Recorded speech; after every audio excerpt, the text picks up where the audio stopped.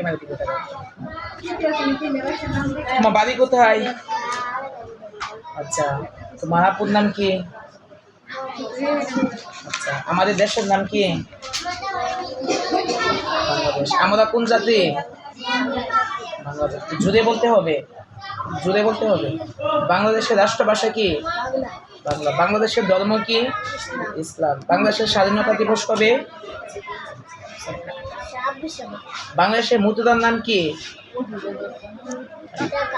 বাংলাদেশের রাজধানীর নাম কি? ঢাকা। জাতীয় ফুলের নাম কি? শাপলা। জাতীয় ফলের নাম?